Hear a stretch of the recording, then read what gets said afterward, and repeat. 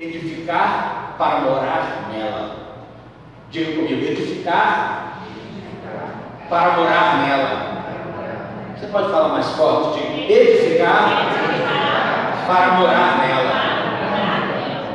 Ok, então abra aí dentro do texto 65, Isaías 21 até o 24. Deixa eu ler aqui para ficar tudo igual. Construirão casas e nelas o quê? Plantarão vinhas e comerão do seu. Já não construirão casa para outros ocuparem, nem plantarão para outros comerem, pois o meu povo terá vida longa como as árvores. Os meus escolhidos esbanjarão o fruto do seu trabalho, não labutarão inutilmente, nem gerarão filhos para a infelicidade, pois serão um povo abençoado pelo Senhor, eles e os seus descendentes. 24. Antes de clamarem, eu o quê? Ainda não estarão falando, e eu os quê? Esse é o nosso Deus. Essa é uma palavra profética falando sobre os novos céus e nova terra. Isaías, conta Ezequiel, existem muitas passagens apocalípticas. São livros que apontam bem para frente. Embora eles estão lá dentro do Antigo Testamento, mas eles estão falando de um tempo que Israel ia viver. E nós, como Israel espiritual, isso é um fato, irmãos, edificar para morar nela. Porque existia um tempo onde os hebreus, eles edificavam e outros moravam, onde eles plantavam e outros comiam. Sim ou não? Às vezes parece assim com você. Você está semeando, na hora que você vai colher, alguém vem e pega o seu diz. Não diz não. Fica só no diz. Seu desgraçado, significa alguém que não pode provar da graça, do favor. Mas naqueles dias, quem construiu uma casa vai viver nela. Que casa você está construindo? Aquela nossa. Que bom. Mas ela vai crescer.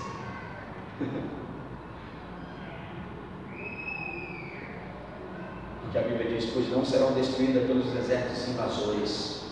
Como aconteceu no passado, eles plantaram vinhas e vão comer as uvas. Você não vai plantar a sua vinha e na hora de você colher a alegria do fruto. Você lembra de Isaías 53? Né? O servo sofredor, essa passagem fala de Jesus, mas olha o que diz o texto. Eu não me lembro qual é o versículo, não sei se é o 6, que diz assim: e pelo fruto do seu penoso trabalho se alegrará. Jesus sabia que a uva ia ser amassada, que o óleo do azeite seria espremido, ou melhor, que o azeite, a azeitona seria espremida, ia produzir um óleo, mas ele sabia que isso vai ser fruto de alegria. Quando ele olhou para mim e para você, ele olhou: eu vou me alegrar nesse tempo. Você e eu precisamos ir na direção do que é reino, o reino vê o invisível. Sabe aquele que ainda não chegou? Ele vai chegar. Sabe aquele que ainda não dobrou? Ele vai dobrar. Não aconteceu com você. Não pode acontecer com ele. Porque ele não tem jeito. Porque você é melhor. Você está aqui porque você foi melhor, porque você entendeu que você era o pior. Tem muita gente que não encontrou com a glória de Deus porque se acha tão bom. Eu não bebo, eu não fumo, eu não faço isso. O que isso tem a ver? Ninguém consegue se salvar. Nenhum homem é capaz disso. Então vamos nivelar: todo mundo precisa de Jesus Cristo.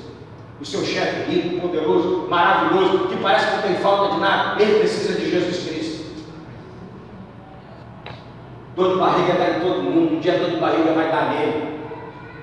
E E tomara que ele tenha uma serva como tinha a serva de Naamã na casa. O chefe poderoso, campeão das batalhas, era leproso. Tem muita gente leprosa dentro das casas que você não sabe, acha que eles têm uma vida maravilhosa e fantástica. Não tem. E se tem também, é só fictício, é por um tempinho. Comerão uvas, pois elas não serão tomadas à força pelos inimigos. O meu povo viverá tanto quanto as árvores e aproveitará até o fim tudo que conseguir com muito esforço. Nunca mais trabalharão sem proveito para outros povos comerem suas colheitas. Os seus filhos nunca mais serão mortos, ainda bebês. Você está vendo que está fazendo uma referência do que aconteceu aqui. Você lembra quando veio uma palavra dizendo: mata todas as crianças abaixo de 2 anos? Por quê? O rei sabia. Olha como é que o mundo espiritual sabe. O rei sabia que nasceria que está profetizado lá em Gênesis capítulo 3, que esmagaria a cabeça da serpente. Esse era Jesus Cristo. Mata todo mundo. Aconteceu com Moisés na época dele, aconteceu com Jesus na época dele. Agora o que diz aqui, ó, 24: eu darei a eles os que dele sejam. Não é isso que a palavra de Deus diz?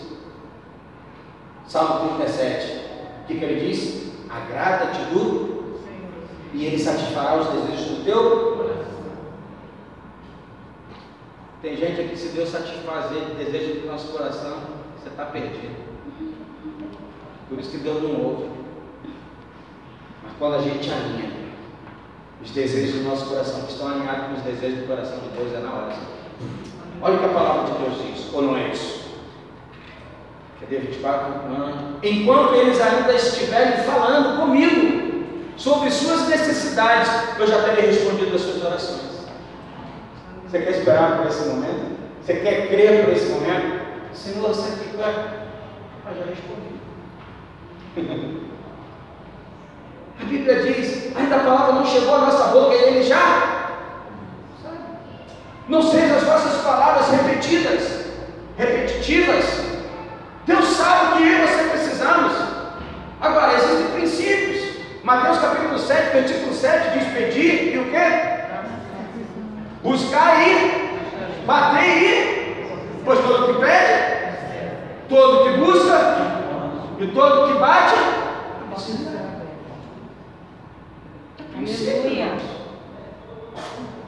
eu preciso pedir para receber. Ah, mas Deus sabe. Pai, me perdoe aqui, deixa essa cabeça dura. Deus está ensinando um princípio. Pede que eu te dou. A palavra diz assim, ó: pede e eu te darei as nações. Vamos continuar pedindo, irmãos. Vamos pedir pelo nosso Brasil. Amém. Vamos aproveitar, vamos orar agora pelo nosso Brasil. Amém. Já que a gente é a igreja tem poder. Amém? Amém? No céu e na terra. Pai, em nome de Jesus. Senhor, Tu és o mais valente, o mais poderoso. E nós declaramos, Senhor, que não existe nenhum governo que não esteja debaixo da sujeição do Senhor. Amém. Tudo que possa nos parecer que está fora do controle está dentro da Tua misericórdia e graça. Amém. E nós declaramos: seja o Teu senhorio sobre o nosso Brasil. Amém. Nação, porque uma nação, Senhor, ela não é constituída só pela terra, ela é constituída também pelo povo. Amém. Senhor, existe gente que morre, gente que sofre, gente que se alegra, gente de todo tipo. E nós te pedimos, Senhor, nós queremos o Teu governo sobre nós. Amém. Não queremos governo tirano, não queremos, Senhor, o governo maligno, não queremos, Senhor, o governo que saqueia. Nós queremos, Senhor, plantar e nós queremos colher. E nós pedimos a Ti, em nome de Jesus, Senhor, continua olhando para nós como nação. Tenha misericórdia de nós, tenha misericórdia de todo o povo. Amém. Senhor, até daqueles que não Te conhecem, daqueles que não chamam, não clamam por Ti. Mas a Tua palavra diz que existe um povo que não Te conhecia, que começou a Te buscar. Um povo que não Te conhecia, que começou a clamar. Senhor, que esse seja o tempo da Tua visitação, da Tua liberação sobre os povos da terra. E nos ajude a ser canal de bênção um canal de vida, Senhor, de restauração, em todos os lugares que nós passarmos. É o que te pedimos em nome de Jesus Cristo. Nos faça prevalecer como igreja, Senhor, sobre as portas do inferno, Senhor, prevalecendo sobre elas e sobre todas as turmas ciladas do diabo, em nome de Jesus Cristo. Amém. Amém. Existem muitas pessoas querendo morar num lugar que não edificaram. Ah, eu quero morar lá. Você edificou esse lugar? Como é que você quer morar lá? A minha casa, a minha vida. Recebi de graça. Eu sei que tem muita gente que precisa, não desprezo. Já para ter muita clareza, eu sei que existe muita gente se aproveitando, mamando muito tempo durante muitas coisas nesse país. Mas também é verdade, tem muita gente hoje que, infelizmente, por esse lado, precisa do Bolsa Família. Só que isso foi usado com outros objetivos, você sabe muito bem. Porém, essas pessoas sim têm sido alimentadas. Tem gente que está com a expertise, tentando se dar bem, mas o Senhor, Ele está vendo todas as coisas. Nós temos um justo e reto juiz, amém? Que julga todas as coisas com equidade, como diz a palavra. Ele não tem partidarismo. Ele olha para o coração do homem, amém? Agora, o que diz aqui em Mateus capítulo 7, 24 a 27, você conhece o texto? Fala de 2 fundamentos. Diga comigo, 2 fundamentos. Diz assim, pois todo, que ouve essas minhas palavras e as pratica, será comparado a um homem prudente que edificou a sua casa sobre a rocha. E caiu a chuva, transbordaram os rios, sobraram os ventos, e deram com ímpeto contra aquela casa, que não caiu, porque foi edificada sobre a rocha. Isso é um fundamento. Vamos ver o outro fundamento. Todo aquele que ouve as minhas palavras e não as pratica, será comparado a um homem insensato que edificou a sua casa sobre o quê? Areia. E caiu a chuva e transbordaram os rios, sopraram os ventos e deram com ímpeto contra aquela casa. Pergunto eu para você, os elementos foram os mesmos que vieram no primeiro fundamento? Não são os mesmos elementos que aparecem também no outro fundamento, sim ou não? Vento, água, rio. Uma cai e a outra não cai. Qual é a diferença? Onde ela está sendo edificada. Pergunto eu para você, aonde você edificou a sua vida? No pastor, vai cair. Naquele líder tal, vai cair.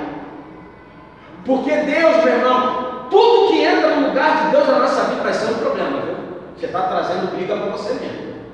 É melhor você aprender logo, eu também. Tudo que vai entrar no lugar de Deus vai ser um problema. Por isso a palavra nos ensina que nós devemos amar a Deus sobre todas as coisas. Se escute o que eu vou te falar, não é ameaça. Eu estou falando isso como em amor para mim e para você. Tudo que a gente ordenar que Deus não tiver em primeiro lugar, vai ficar uma desordem na sua vida. Se tem coisas que não estão dando certo há muito tempo na sua vida, você precisa entender o porquê. E não adianta ficar dizendo, não tem jeito para mim, todo mundo tem.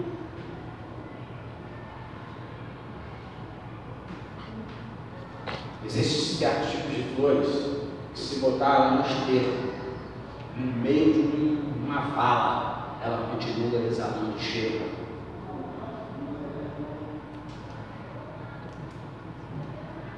Embora a gente não olha para o meio onde vive, mas vou te dizer uma coisa: se a sua essência for o Senhor, ainda que você vá no inferno não te toca. Amém.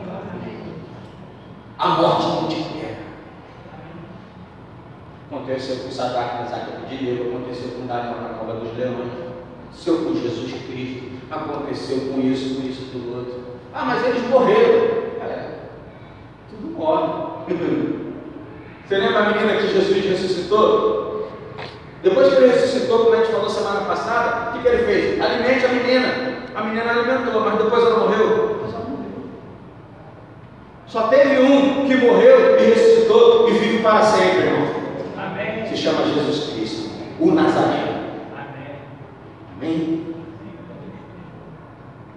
Dois mandamentos. Os que ouvem as minhas palavras e as praticam. E ele compara um homem prudente, que edificou a sua casa sobre a rocha, e caiu a chuva nas maldades do rio, sopraram os ventos, e deram com ímpeto, como diz na gíria, né? De vontade, com vontade, contra aquela casa, que não caiu, porque foi edificada sobre a rocha. Você vai habitar naquilo que você está edificando. Você vai morar naquilo que você está edificando. Olha o que diz Lucas capítulo 11, versículo de 21 a 27. Quando o valente bem armado, Lucas 20, 11, 21 a 27. Quando o valente bem armado guarda a sua própria casa, fica em segurança todos os seus bens. Está falando aqui sobre um princípio de ensinamento, de fundamento. Ele está falando sobre Satanás. Jesus está ensinando sobre o diabo. Quando o valente bem armado guarda a sua própria casa, fica em segurança todos os seus bens. Sobrevindo, porém, um mais valente que ele, vence-o, tira-lhe a armadura que lhe confiava e lhe divide os despojos. Jesus diz assim: quem não é por mim é, e quem comigo não ajuda. A estratégia de Satanás, quando o espírito imundo sai do homem, anda por lugares áridos, procurando repouso, e não o achando, diz: voltarei para a minha casa, de onde saí. Você sabe muito bem, você já aprendeu isso, imagino que sim, que você é uma casa, uma habitação. A minha pergunta para você é: o que você tem edificado nessa casa? De que maneira você trabalha essa casa? De que maneira você lida com a casa? Porque Jesus está contando que esse Satanás, ele guarda, amarra, prende, segura, até que chega o mais valente. Quem é o mais valente? Diga Jesus Cristo. Você sabe quem chegou na sua vida? Diga Jesus Cristo. O mais valente, amém? Amém. Gente, quando está debaixo de alguns efeitos, de outras coisas parecidas, a gente fala cada asneira. E eu me lembro de uma vez muito doidão.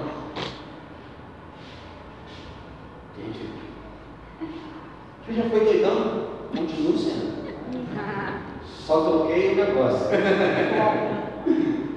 É que nem diz assim: o Paulo é muito doido. Não, Paulo já era doido, depois da conversão continuou doido, gente. Jesus faz assim com algumas pessoas. Mas eu me lembro de um casal muito doido na rua. E a gente muito doido começou a gritar e falar e tal. E um brother meu do meu lado lá que vivia com a gente começou a dizer: viva o diabo! Viva o diabo! Eu fui criado no Evangelho.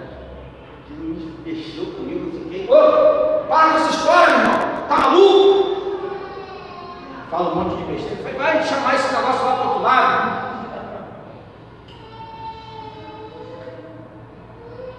E nesse tempo, não sei se foi nesse dia, eu disse assim: uma coisa eu sei. Eu estava até com um amigo que foi criado comigo na igreja, que algumas pessoas conhecem, Marcelo.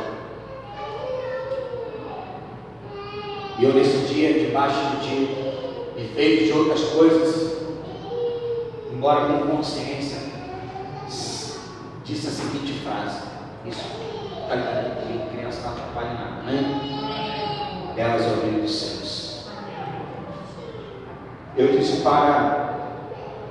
ali naquele ambiente, eu soltei uma frase e disse assim: ou eu vou servir a Deus, ou você é o maior bandido você pode imaginar. Esse meu amigo disse assim: tá maluco, Porral? Porral é sobrenome, tá? Tá palavrão, tá tranquilo. Tá maluco? Para com isso, para com essa história. É isso mesmo, irmão.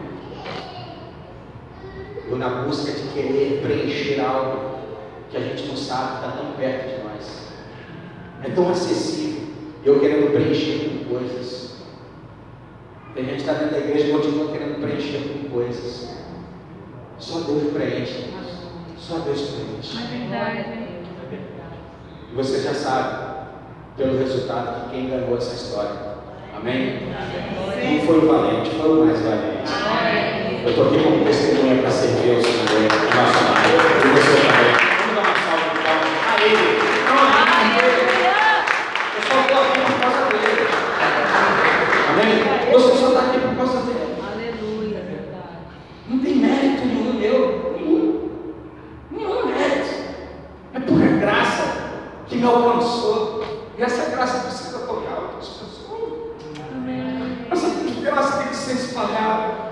Esse amor precisa ser dividido. Os sofrimentos e as dores não podem arrancar essa verdade de nós. Esse amor que nos conquistou. Esse amor que me move. Eu tenho pedido ao Senhor, Deus, eu quero voltar para essa essência, a paixão, o poder dividir esse amor. Eu não quero ser um crente embrutecido, um cristão de tantas dores e marcas, sofrimentos, sabe? Vive agora com o coração duro. Eu tenho que falar, Senhor, me dá um coração de carne, me dá um coração maleável, meu Deus. Me faz voltar a me apaixonar por Ti. Me ensina a ajudar a igreja a falar do Teu amor, a compartilhar, a espalhar esse amor. Porque eu não quero passar, irmãos, dessa dimensão, dessa terra, sem que antes eu faça tudo que Jesus tem me dado para fazer. Eu não posso saber de muitas coisas, mas outras eu já sei. Eu nasci para falar desse amor, eu nasci para compartilhar dessa graça, eu nasci para promover, sabe, vida, libertação, a vida das pessoas, e você também. Isso não é para um líder, isso é para alguém que recebeu o impacto da graça e do amor de Jesus. Amém. Mas esse espírito, quando sai, ele não achando lugar para repouso, porque não existe repouso para ele. Ele vai para os lugares áridos, obrigado, e não procurando, e não achando repouso, o que acontece? Ele volta de onde veio, e o que acontece? A Bíblia diz: se a casa tiver limpa, varrida, ornamentada, porém não tiver preenchida, o que ele faz? Ele volta e entra e traz mais outros com ele. Mais 7. E a Bíblia diz que o estado desse passa a ser pior do que era primeiro. Você tem que entender de reino espiritual. Mas é difícil. Irmãos, estamos aqui em cima da gente aqui tem o Tabajara. Tabajara é comandado por um comando do Rio de Janeiro, que é o Comando Vermelho.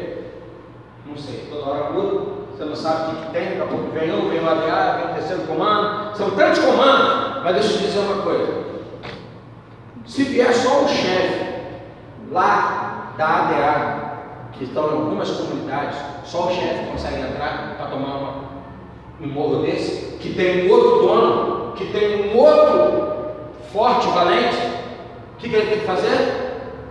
Traz mais gente, sim ou não? Com mais munição, com mais armamento, sim ou não? Para tomar aquilo. A gente entende isso natural, porque a gente não entende espiritual.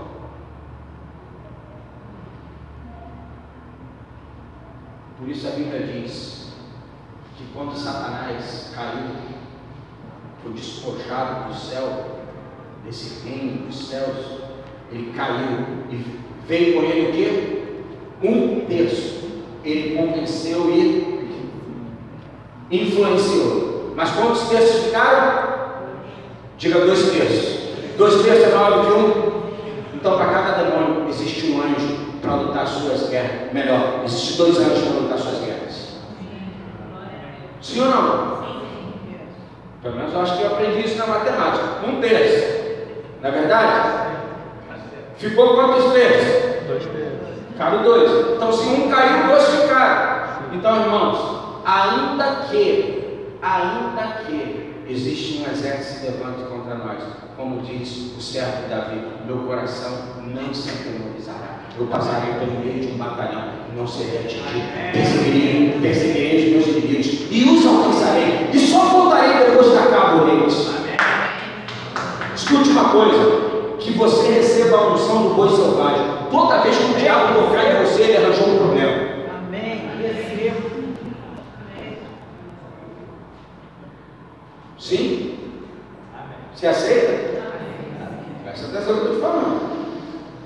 Se o diabo tocar em você, o boi selvagem, para domar ele, Jesus faz uma comparação, ou o unicórnio, como diz lá, acho que é no Salmo 92, se não me engano. Mas é uma unção.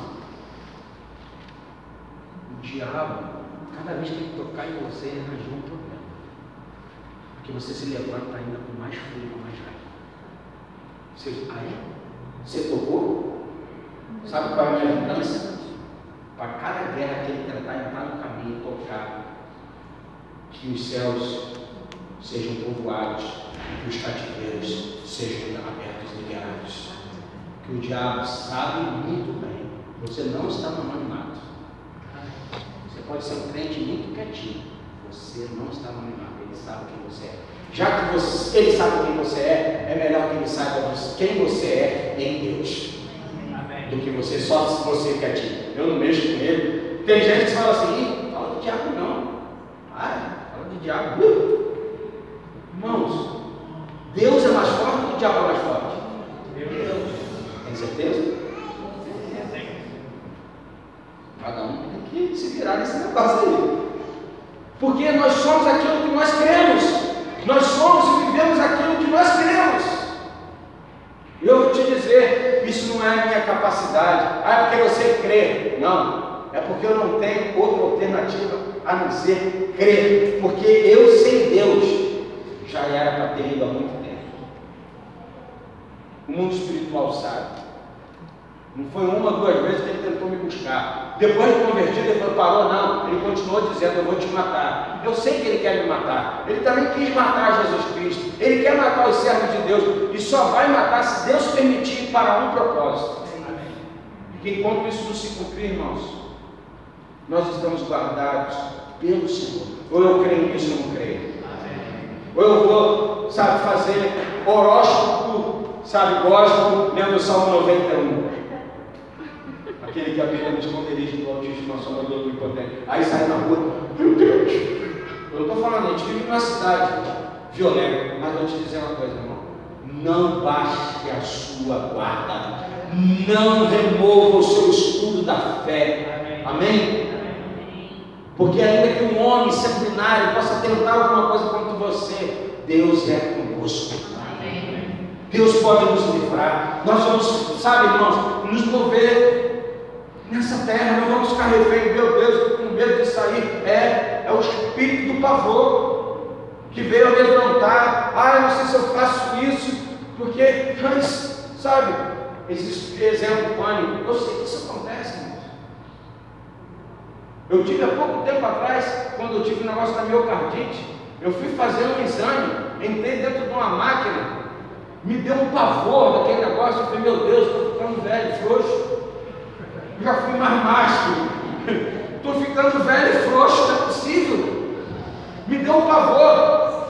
Eu fiquei orando dentro daquela máquina, porque eu entrei na máquina toda e começou a me dar um pavor dentro daquele negócio, uma claustrofobia. E eu fiquei por horas ali pensando, horas entre aspas, naquela luta, dizendo, vou fazer que nem diz lá no filme que pede passagem, como é que é o nome do filme? Tropa de Elite. Eu vou bater nesse negócio, eu vou apertar essa campainha, eu lutando com a minha mente, irmãos. Não, se acalma. Eu respirava fundo, dava dor de barriga. Eu ficava. Por que você está tão desesperado assim? Eu comecei a ministrar minha alma. Se eu morrer, eu tenho certeza para onde eu vou. E aí é a hora da luta, irmãos. Aí a nossa fé é provada. Será que você sabe mesmo? Será que você está convicto mesmo que existe algo maior do que isso? Meu Jesus, o horário foi embora. Mas olha aqui, Para ir finalizando, não podemos acreditar o que Deus não falou. Vou repetir. Não podemos acreditar o que Deus não falou. Muitos de nós estamos dando mais crédito ao que Deus não falou do que o que Ele falou.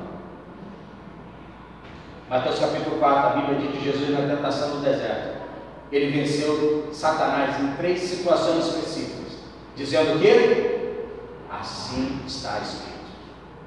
Olha a espada. Tem hora que você defende,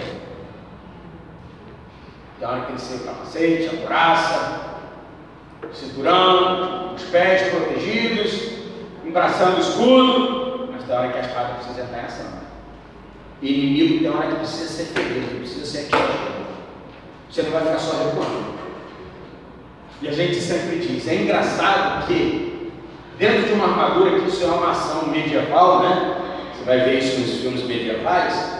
Você vai ver que aqui está protegido, aqui está protegido, né? Aqui a indumentária e tal. E eu pergunto para você, e aqui? Tem armadura para as costas? Tem ou não? Sabe por quê? Na visão de Deus, Deus nunca vê um guerreiro de costas. Deus sempre vê um guerreiro. Seus inimigos precisam ver um guerreiro sempre de frente. Deixa que suas costas, o guarda de Israel, Salmo 121 diz, ele não dorme, não dormita, aí ele sai à nossa frente, à nossa frente. Essa é que Deus nos vê. Eu posso me ver desse tamanho, mas Deus diz, você, Gideão, é o meu valente. Davi, desprezado, Saul tenta botar uma armadura no menino, nunca foi para a guerra, bota isso, menino, tentar aliviar a consciência, bota isso. Ele tentou andar, não conseguiu, ele falou, não, deixa que eu sei o que eu faço. Saul, meu rei, quando eu estava guardando as ovelhas do meu pai, o inimigo veio, o lobo, veio o urso, e eles tentaram arrebatar a ovelha, eu fui lá, agarrei, lutei e matei o urso, matei o leão. Eu já sei o que eu preciso. Só uma funda e 5 pedrinhas que foram colhidas do rio foram suficientes para acertar a testa daquele gigante. Eu já escutei pregador falando e eu concordo. Uma testa daquele tamanho não dava para errar de jeito nenhum. Brincando, mas deixa eu dizer uma coisa. O que às vezes a gente olha como algo desafiador, um guerreiro de Deus olha como uma oportunidade. Os desafios que estão diante de mim, de você lá no seu trabalho, no seu dia a dia, isso é reino. Você não é igreja só aqui, você é igreja no seu trabalho. Você é igreja na sua escola, na sua faculdade, nos seus negócios. Isso é reino. É ali que o Davi precisa se levantar. E aí eu pergunto para você, em que você tem acreditado que Deus não falou? E seria muito bom que você se lembrasse o que Deus falou. O apóstolo Paulo disse para Timóteo, impondo as mãos sobre ele, ele disse, quero fazer lembrar as coisas pelas quais você foi objeto, alvo de oração, de intercessão, de profecia. Eu quero reavivar isso dentro de você. Quais foram as palavras que Deus deu a você? Que parecem. Será que você perdeu seus sonhos? Aquele menino que um dia sonhou, que hoje ele é tão menino quanto eu, mas vê muitos e muitos jovens sendo resgatados. Você pode continuar acreditando nisso? Jovens, crianças, anciãos, anciãs, de toda sorte. Você pode continuar acreditando nisso? Não podemos acreditar o que Deus não falou. Apocalipse 3:20 diz assim: eis que eu estou à porta e bato. Se alguém ouvir a minha voz e abrir a porta, entrarei na sua casa e cearei com ele, e ele comigo. Deus não entrou na sua vida, e hoje ele quer entrar na casa, ele quer ter comunhão na casa, ele quer lanchar, ceiar, comer, tomar café da manhã, almoçar, jantar conosco, e ele senta na mesa, e ele quer bater um papo com a gente, e a gente sai. Tem gente que acha que esse versículo aqui tem a ver com isso. Eis que eu estou à porta e bato, abra para ele entrar. Ele diz que ele entra e ele ceia, ele fica ali para cear. Será que nós estamos ceando com o Senhor? precisamos voltar para os nossos devocionais. A vida é muito corrida, mas se você não priorizar algumas coisas, outras coisas vão entrar nesse lugar e vão bagunçar muito. Sim ou não? Sim. O pastor precisa fazer isso. Precisa, óbvio. Se Jesus o Nazareno, ele ia para o monte para buscar Deus, se retirar, para buscar mais dele, imagina eu, pecador, e você. Agora escute aqui. Entrarei em sua casa e cearei com ele comigo. Ao vencedor, dar-lhe-ei a sentar-se comigo no meu trono, assim como também eu venci e me assentei com o meu Pai no seu trono. Quem tem ouvidos, ouça o que o Espírito diz às igrejas. Uma carta aqui, do Apocalipse, falando para uma igreja específica, mas inclua-se nisso. 1 Pedro capítulo 2, versículo 11 e 12 diz assim: amados, eu estou terminando, ok? Mesmo. Amados, exorto-vos como peregrinos e forasteiros que sois, a vos absterdes das paixões carnais que fazem guerra contra a alma, mantendo exemplar o vosso procedimento no meio dos gentios, para que naquilo que falam contra vós outros, como de malfeitores, observando-os em vossas boas obras, glorifiquem a Deus no dia da visitação. O que, Sérgio? Você está falando?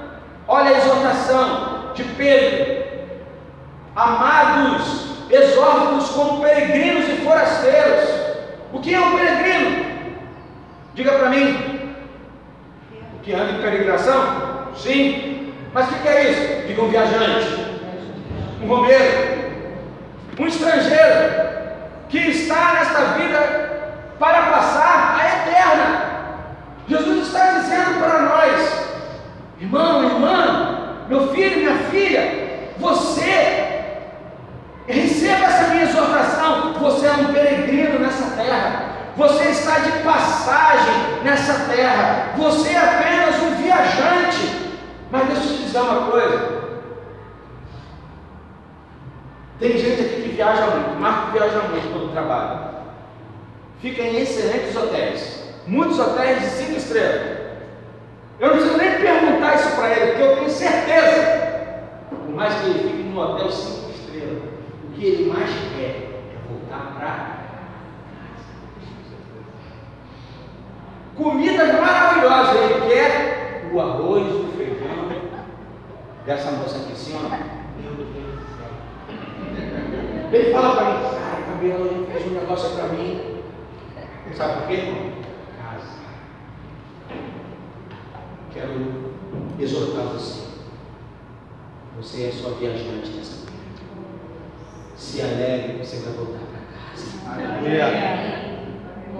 Exulte que você tem uma casa para voltar.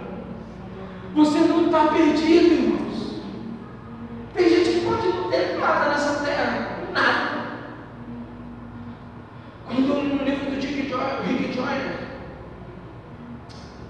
eu esqueci até o nome do título do livro, quando eu olhei para aquela, diante de um capítulo que falava que ele encontrou, é uma visão espiritual que se passa no livro, ele encontra com um mendigo. É aquele que ele vai subir na montanha, não sei quem lembra o nome do título desse livro. A batalha final. Isso mesmo. A batalha final. Leia bons livros, irmãos. Não se alimente só da Bíblia. Sério, leia bons livros. Seja edificado por outros irmãos também. Mas também não deixe de ler a Bíblia. Amém? Mas deixa eu dizer uma coisa para você. Naquele dia, eu entendi algo que fez todo sentido, que eu sempre ficava num conflito muito grande quando lia Lucas capítulo 15, quando falava da passagem do rico e do Lázaro. Que o Lázaro jazia à porta do mendigo, como o mendigo à porta do rico. Ele tem toda a honra da história, depois você lê na Lucas. Eu não entendi algo naquele dia. Aquele homem parecia miserável, mas ele tinha algo que essa terra não pode dar. Ele tinha um Senhor.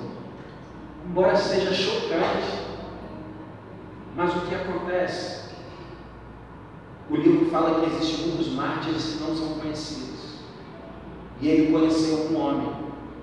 Nos Estados Unidos, você sabe que aquela terra é uma terra muito fria. Muitos meses do ano é muito frio. Dependendo então do lugar.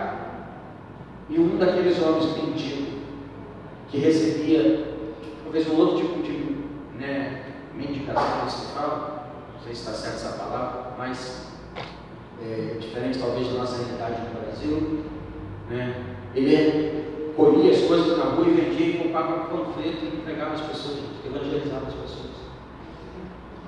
E um dia, ele morreu, sabe como? Quando ele viu alguém deitado no frio, tirou a roupa do corpo e cobriu o outro no meio. Meu Deus do céu! São mártires que ninguém viu, que ninguém nunca conheceu, que ninguém ouviu sobre eles, mas se cumpriram um propósito. Então, eu e você somos peregrinos. Forasteiro, o que é isso, Sérgio? Que aquele que é de fora da terra. Meu irmão, você é um extraterrestre. Se não falaram para você, você é um ET, você não é dessa terra. Essa terra não serve para você, esse mundo não serve para você.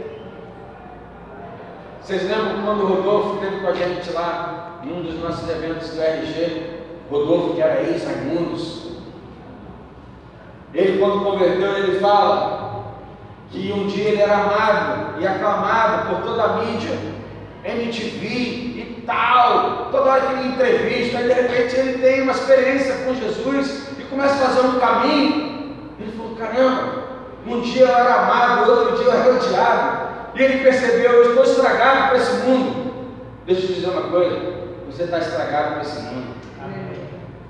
Esse mundo não vai querer você, e eu espero que você também não queira esse mundo, porque é uma luta.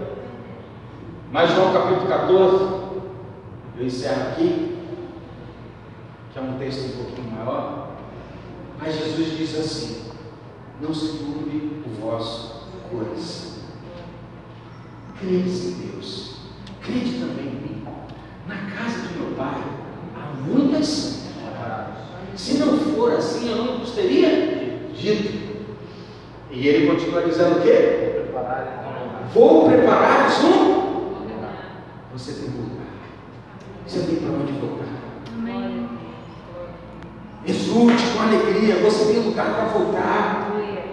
Não é só esse lar terreno, não. Existe um lar espiritual, uma casa espiritual que Deus já está preparando. Isso aqui é só um preparo do que vai ser da eternidade, que é aí dentro de você. Vamos lá? E se eu for lhes preparar um lugar, voltarei. Ele vai ir. Lembra a passagem do bom samaritano?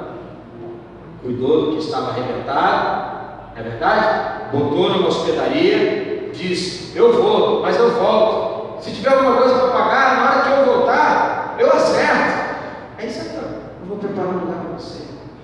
Mas eu volto, eu vou preparar e voltarei. E os que? Levarei para que você esteja onde eu. Você quer aonde você quer ou você quer estar aonde ele estiver?